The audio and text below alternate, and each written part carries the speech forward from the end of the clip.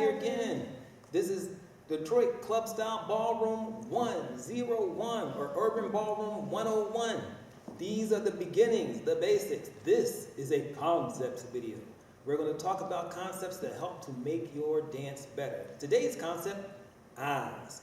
What do you do with your eyes while you're dancing? Sounds like something strange and you don't think about it, but it's very, very important.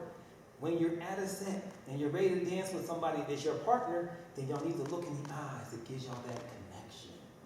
If it's not your partner, if it's not your partner, because it's not a love connection, just like they said, that means you need to look at the forehead or the trachea area, like here, center of the chest, up near the trach. Because you don't want people thinking like, yo, this fool's trying to stare me down here at this party. I don't know them. So you look at the forehead, you look at the trachea area. You want to be someplace safe so you don't scare them until you get another dance later on. Look everybody in the face, they think something's wrong with you.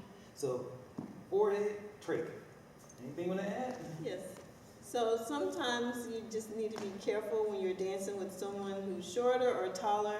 Of course, I'm taller. So, and I dance with some people who's shorter. And so I have to look, sometimes I try to look into space because it's not typical that I'm going to be looking down if I'm looking at their trachea and sometimes even the forehead. So I try to look straight into space if I can. So what she's saying is if he's this tall, then she ain't got no choice. She got to look into space. Some days it's like that. I have the same thing some days. If she's that tall, then she's right there. Sometimes I got to come up, look into space.